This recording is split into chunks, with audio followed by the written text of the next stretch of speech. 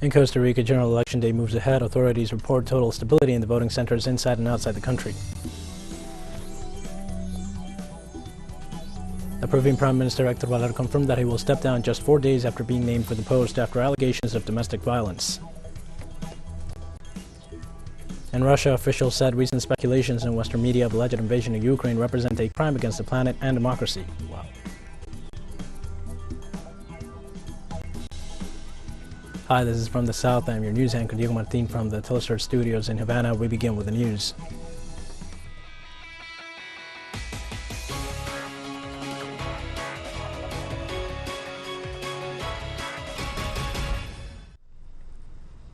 Now, in Costa Rica, General Elections Day moves ahead. Authorities report total stability in the voting centers inside and outside the country. According to elections authorities, since early hours there have been a significant turnout to polls, which has led the authorities to take measures to speed up the arrival of voters to the polling stations. They affirm the voting day has developed with total calm. They stated first report of elections will be at 8 p.m. local time, with approximately 10% of the polling stations scrutinized. The more than 3,500,000 citizens summoned to polls will have to choose among 25 candidates running for the presidency, as well as a candidate seeking to take one of the 57 seats in the Legislative Assembly for the term 2022-2026.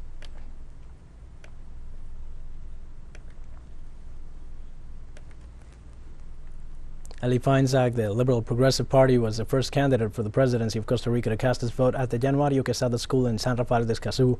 In a statement to the press after casting his ballot, the candidate emphasized the importance of the people's turnout in this electoral process. I am very happy indeed. The support we receive from the street is impressive. The democratic spirit for me, when I see the pickets of other parties, the people celebrating, I love it. I love it because we have to recover that civic spirit, that democratic party that has characterized Costa Rica for decades, and unfortunately had been lost recently. I think it's very important that people go out to vote, to take to the streets wearing our colors, to show who we support, happy and content. And Costa Rican President Carlos Alvarado cast his vote in the morning at Liceo de Pavas High School. I had some reports from my own family who are voting in different parts of the country, and they were telling me the same thing, that early on a lot of people are coming to vote. That's exciting. I said that's exciting. I think there is a lot of interest. This election has had some particular things, but I think it's a great election where pandemic care, analysis and reason and a lot of patriotic heart come together.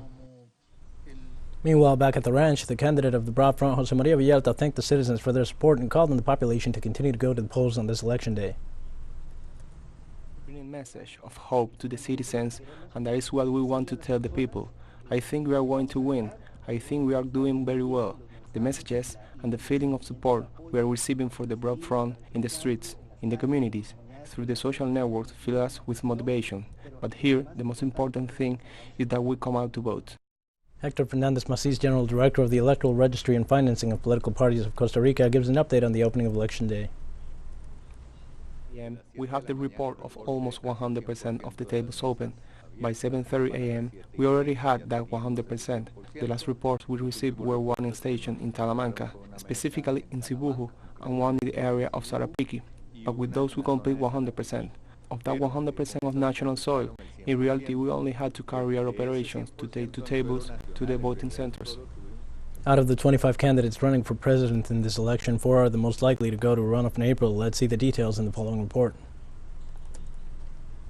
Over 3.5 million Costa Rican citizens go to the polls to elect their president, 2 vice presidents, and 57 lawmakers for the 2022-2026 term. 25 politicians register as presidential candidates. However, none of them is likely to obtain 40% of the votes needed to win in the first round, as a survey from the Center for Research and Political Studies of the University of Costa Rica revealed during the days prior to the elections. The poll showed that former President and National Liberation Party militant Jose Figueres leads the voting intention, with 15% support. Former Vice President and Christian Social Unity Party candidate Lynette Soborio goes second with 13.7% of the ballots. An evangelical preacher and journalist Fabricio Alvarado is likely to obtain 10.6% of the votes. Jose Villalta, the candidate of the leftist Broad Front, is likely to win 7.6% of the ballots, and the Economist and Democratic Social Progress Party militant Rodrigo Chavez will have about 6.2% of support. 12 other candidates have preference levels that are not significantly different from zero. The political campaign focused on economic issues and comprised proposals such as taxing free zones and reducing the value-added tax. Candidates also stressed the importance of investing in the health system, whose almost universal coverage is a source of pride for Costa Ricans. Let's now take a closer look at the background of the main contenders in these general elections. Figueres, the candidate of the National Freedom Party, is an industrial engineer, politician, and international consultant who served as Foreign Trade Minister from 1986 to 1988, Agriculture and Livestock Minister during the President Oscar Arias administration, and President of the Republic from 1994 to 1998. Figueres' administration was controversial given that he implemented several policies that responded to the U.S. interests in the region, like the liberation of banks and the closure of the state-owned National Railways Institute. Saborio, the Social Christian Unity Party candidate, is a sociologist, criminologist, and lawyer who served as director of the Judicial Investigation Agency and as first vice president and economy minister during President Abel Pacheco's administration. I will put the human being back at the center of the agendas of institutions and public policies, recover a country's middle class, overcome citizen insecurity, generate more and better opportunities for all, and govern with transparency, she promised during her campaign. The journalist and New Republic Party candidate Alvarado served as a lawmaker during the 2014-2018 term. His political agenda upholds ultra-conservative positions on social issues, such as opposing the legalization of cannabis, same-sex unions, abortion, and in vitro fertilization. Lawyer and environmentalist Villalta, the Board Front Party candidate, served as a lawmaker during the 2010-2014 and 2018-22 terms and was the third most voted candidate in Costa Rica's 2014 presidential election, with a margin of over 15% support. I do not come to work for elite groups who accumulate their profit through injustice and corruption, but for our people, he stated, recalling that his political agenda promotes sustainable economic growth and social inclusion of historically discriminated groups, such as the LGBTI community. We're going to take a short break now. Please join us again after this.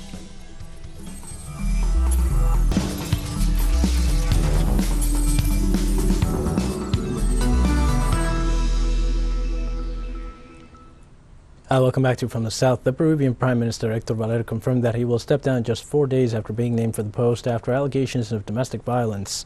On Friday, President Pedro Castillo said he would reshuffle the cabinet again after just 3 days amid widespread condemnation of his appointment of Valera as Prime Minister. The head of state must now name his fourth cabinet in just 6 months in office as the country teeters on the brink of a leadership vacuum, and there are calls for the former rural primary school teacher to resign. Valera accused the political right of forcing his resignation based on false accusations of domestic violence.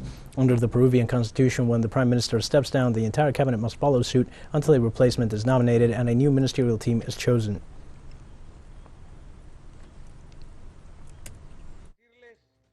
I come to tell you that I accept the defeat spread by the newspapers of Peru that belong to a group and that they, at the same time, are linked to the extreme right wing that built an image of an abuser and a violent person of this combatant.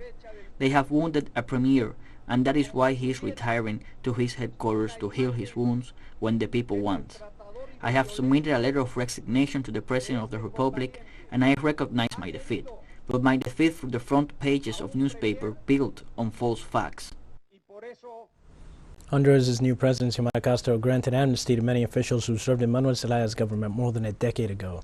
The measure was approved on Thursday by the legislature led by Luis Redondo. It was published on Saturday in the official gazette, which gave it force of law. The unconditional amnesty is for officials who served in her husband's government and those who were imprisoned for demonstrating against the re-election of President Juan Orlando Hernández in 2017. Xiomara Castro replaced Hernández, who left power dogged by allegations of drug trafficking and corruption in a country where at least 60% of the 10 million inhabitants live in poverty. Elected in November, the country's first woman president faces an uphill struggle to reform a country with one of the highest murder rates in the world. We are talking about those cases motivated by political reasons. I will give another example. On June 27th, all the government officials of President Zelaya's administration at that time were government officials. The next day, there was a coup d'etat, and they were persecuted. They were outcasts. The amnesty law applies in these cases for those involved in political persecution. Nicaragua's National Assembly outlawed private universities stumbling to the Roman Catholic Church. The best known of the schools whose legal standing was cancelled by the Assembly is Polytechnical University of Nicaragua, which was a place where anti-government protests took place in 2018. Members of the Parliamentary Commission on Economic Affairs, Finance and Budget, chaired by Deputy Juan Maro Gutierrez, confirmed violations of Law 47 carried out by these higher education centers for over 10 years. Gutierrez stated the government has strong evidence of non-compliance, such as not submitting financial reports, donations, records, and the creation of a board of directors, which are grounds for an immediate and definitive cancellation according to that country.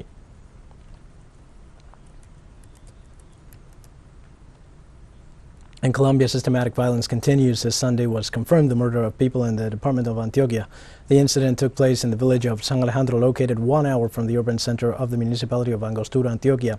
According to the authorities, the dead victims belonged to the same family and were identified as Lubin Perez of 23 and Ruben Perez of 27 years old, while the third victim was a minor. According to data from the Institute of Studies for Development and Peace in the Paz, this is the 17th massacre registered so far in 2022.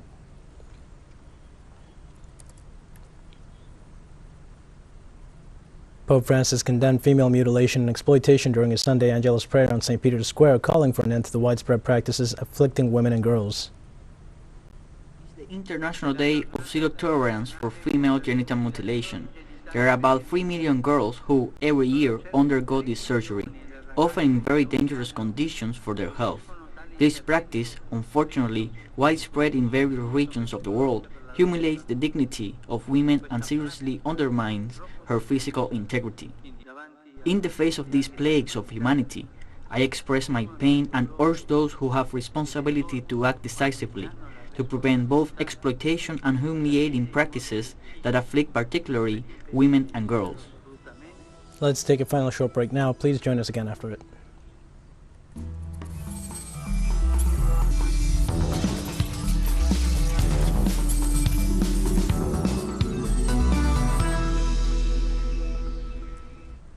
Welcome back to From the South. In Russia, officials said that recent speculations in Western media about the country's alleged invasion to Ukraine represent a crime against the planet and against democracy.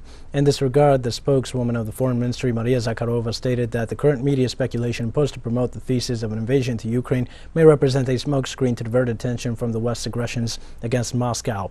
The statements come at a time when Ukrainian authorities dismiss the possibility of a conflict and affirm their willingness to address tensions diplomatically in view of the persistence of prevailing opinions that an armed conflict is imminent.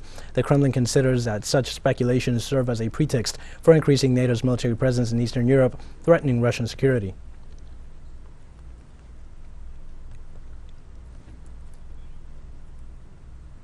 Now let's change focus and go to Africa. In Addis Ababa, Ethiopia, the African Union closed its 35th edition of the annual summit, condemning a recent wave of military coups that has seen an unprecedented number of member states suspended from the bloc. Among the main issues raised at the two-day event discussed by the attending leaders, there were recent putschs stirring fears of what its top official described as democratic backpedaling. At the moment, Burkina Faso became the fourth country to be suspended by the AU. Guinea, Mali, and Sudan are also currently suspended. Analysts say the body must be more proactive to prevent putschs.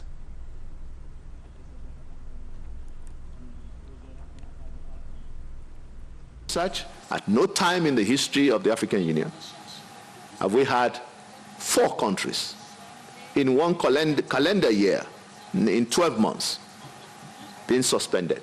Mali, Guinea, Sudan, and latest, Burkina Faso. And they use this occasion, this opportunity in their deliberations to condemn the attempted coup against the government led by President Mbalo of Guinea-Bissau. The African Union has continuously called for comprehensive, inclusive, all-embracing, immediate, unconditional ceasefire. And you can quote me on that.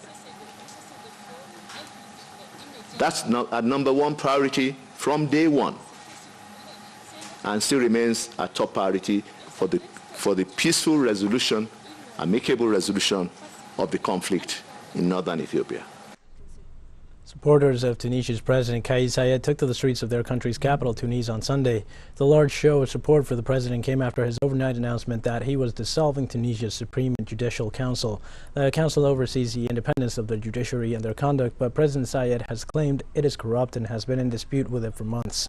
Sunday's march was timed with the 9th anniversary of the assassination of the left-wing opposition politician Chokri Belaid, the 2013 killing of Belaid outside his home and the slaying 6 months later of another left-wing leader, Mohamed Brahmi, plunged Tunisia into a deep chaos from which it is yet to emerge. No one has been convicted in either case.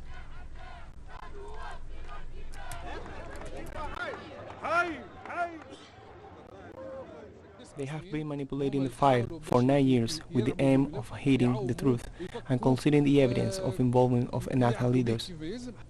Until we have dissolved the CSM, we will never have the truth. A large number of judges who are on the council work for Ennahda. It doesn't suit them if the truth come out. With the dissolution of Judicial Council, who will be left? Only the judges who have integrity and boldness, and it will be their responsibility to reveal the truth. The government of Azerbaijan denounced an armed attack against civilian and military facilities by the Army of Armenia.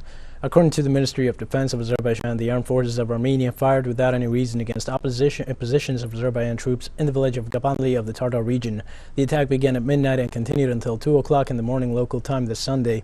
The conflict between these regions dates back from the separation of Armenia and Azerbaijan from the then Union of Soviet Socialist Republics after territorial disputes broke out between the nations.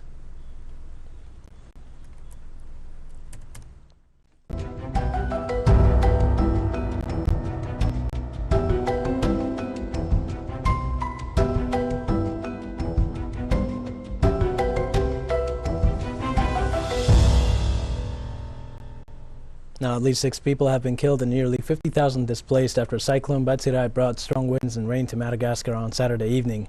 Batsirai, the second major storm in 2 weeks, made landfall on the east coast with gusts of 235 kilometers per hour and high waves hitting coastal areas. Whole villages are reported to be almost completely destroyed.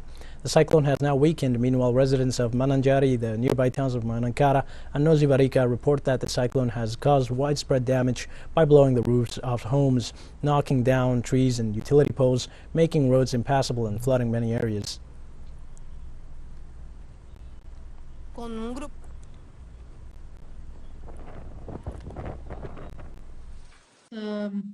People that they were in the shelters have been damaged themselves. So they returned home this morning to try to see if they were, to recover whatever remained of their houses and to find maybe another shelter. But there have been damages in the shelters themselves.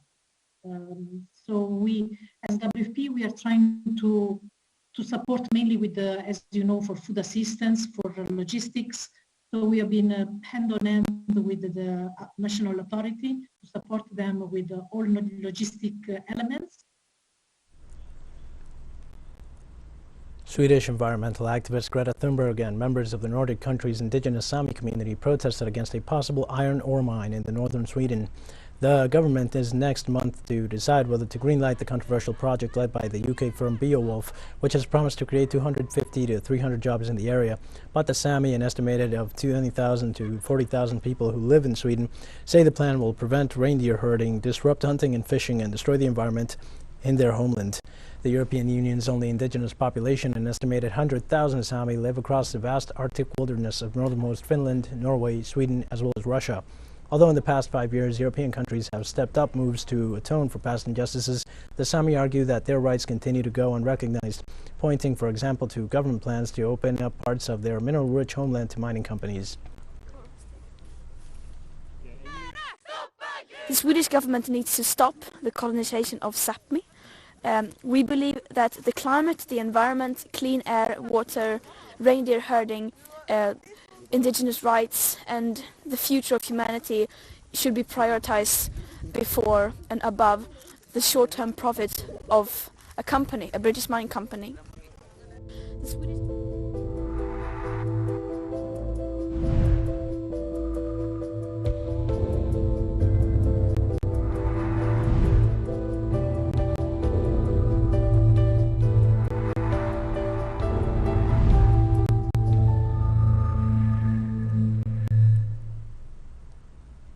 Now listen up. Indian authorities approved the use of the Russian immunizer against COVID-19 Sputnik Light.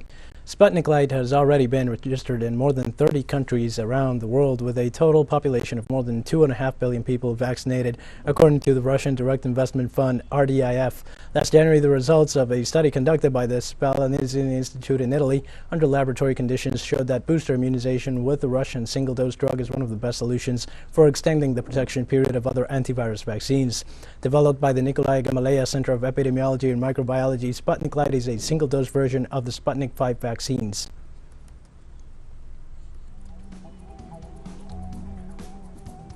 We've come to the end of this news brief, but remember you can find these and many other stories on our website at teleSUR English. You can also follow us on social media for all the latest news, or on Facebook, Twitter, Instagram, and Telegram. For teleSUR English, I'm Dio Martin. Thanks for watching.